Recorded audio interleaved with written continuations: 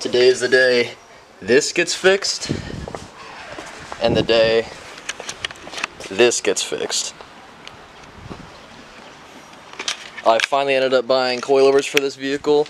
It was between BC's and Silvers, and just because BC is a more reputable brand, and I've seen them more often, I went ahead and got BC's because I figured they have better customer support because they're a bigger brand, and people have just run them and everyone likes them. So I bought a set of BC BR series coilovers for my Maxima, and today I'm going to install them and walk along the process. I'm pretty stoked on them. I'm finally going to be able to get negative camber in the front because right now I have positive camber, and I know it can be taken out with an alignment, but this is going to make it to where I can do it because it has these camber plates up here, and it'll just be lower. The rear will sit lower, and my shocks right now are not good already. I feel like they are partly blown, and on back roads, it's not the move. So I'm really stoked to actually have these in the car, and I'm going to go and get into this today.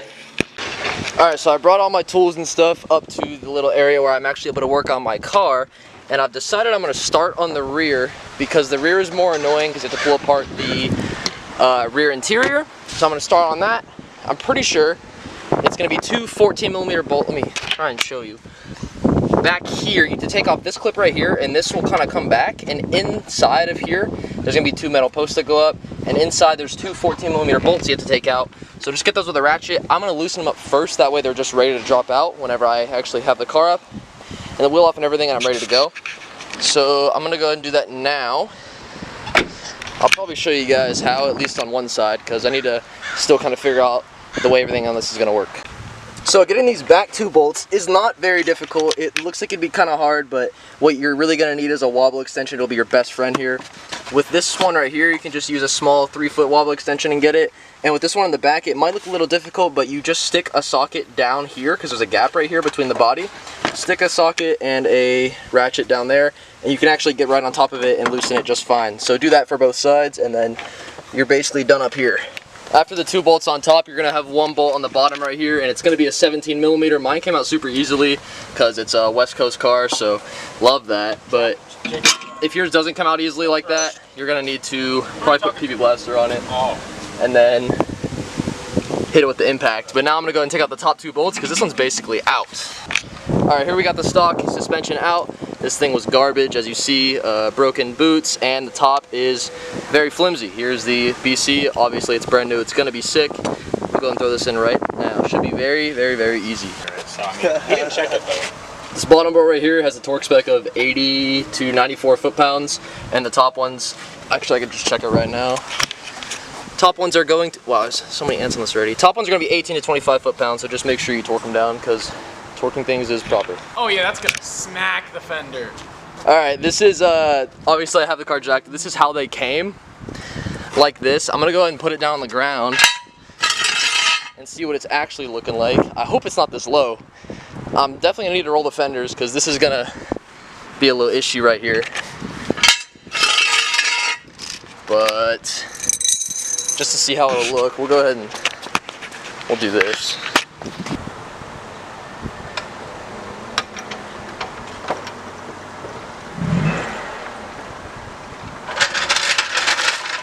There it is.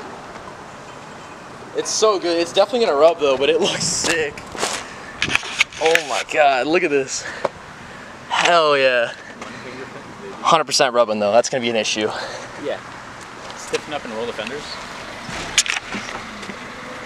And stiff. Here we have the front suspension. Up here you're gonna, Up here you're gonna have three 14mm bolts.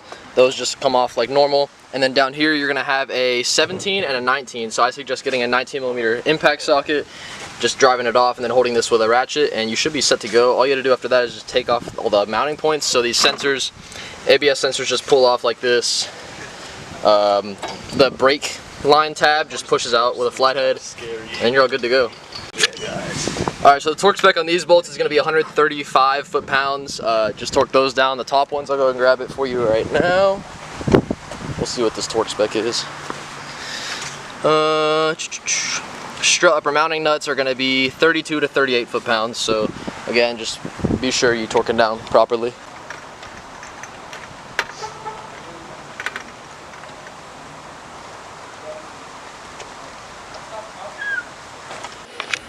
Alright, so you guys know recently I actually ended up lowering the car on some BCs, and what's happening right now is I'm still rubbing, and what I did already was I rolled these fenders. They're actually rolled very good. It goes the whole way down, but right at this point right here where the bumper attaches, it's giving me problems because it sticks out about an inch. So right now my tire's rubbing on this.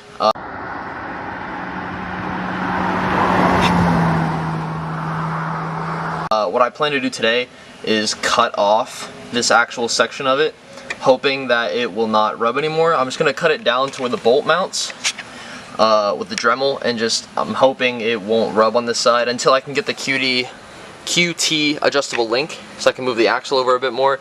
That way it won't rub on the bumper right here, but it might still rub inside. I just got to kind of mess with it and see what happens. So hopefully that works out good today. Alright, so far this is what I've actually cut off of the car. This is a metal tab, this is plastic, and this is more metal. I'll try and show you in here. You can see right here is where it was rubbing. I ended up cutting down and over just around this bolt hole, and I ended up cutting down straight past this to kind of give it more room back here. What I'm going to do now is take one of these little filing bits, and I'm actually going to smooth all this out and then try and angle everything properly so it won't eat my tires. I'm hoping this will work. I'm cutting out a lot of what was just hitting. If it hits any more, then it's just gonna be what hits it, I guess, until I can adjust the alignment of it properly. Alright, so on this side I basically trimmed as much as I could without messing with the bumper mounting. I don't really want to trim any more than this just because it will start hitting the bolt back there, but you can't see it. Maybe it'll focus like this. Back here I basically trimmed as far back as I could to the bolt and back at an angle. That way it'll hopefully clear the tire a bit better. As you see, it's rubbing right here on the side but not on the inside, so I'm hoping that was actually enough to stop it from rubbing. I'm only going to find out later today. If it's not, I'm going to have to take off these spacers and just run it without them. So that's definitely a possibility. I'm going to go and do the other side. The other side's not rubbing as bad because I don't have an adjustable link yet, so the axle's pushed over this way. So I'm hoping that once I do fix it with the adjustable link, it actually ends up being even better and doesn't rub at all. So right here it rubs. As you see, the tire is getting hit right here. It's rubbing the far inside piece of the metal. So trimming that down will definitely help out a lot with this side, but I don't know about the other side. Alright, so as of right now, I've had the coilovers on for about a couple weeks, I'd say, and I'm loving it. It makes the car handle so good. On back roads, I can go way faster into corners and through corners. I highly recommend doing these. I was going to do like the whole system with the QT link in the rear and all that stuff for the video, but I figured I would just do the coilover install and make it nice and simple. And then in another video, I actually bought the whole rear bushing set. So I'm going to end up doing that all at once, dropping the whole rear axle and then doing all the bushings and just making a video about that. But right now, just again with the coilovers alone, it feels amazing. I actually have some pretty decent grippy tires on here, so it also feels good because of that. I do want to get rid of these wheels and tires because they are very heavy. I have some SER wheels, and I'm hoping those will drop at least 10 pounds a corner, which will make quite a big difference on back roads because of the unsprung mass. But yeah, thanks for watching the video. As you can see from the video, it's a very easy install, definitely worth it. It's an expensive part, yeah, but it's going to stick with the car forever, and it makes a huge difference, not only in the looks department, but mainly the handling department. Completely different car. Highly recommend.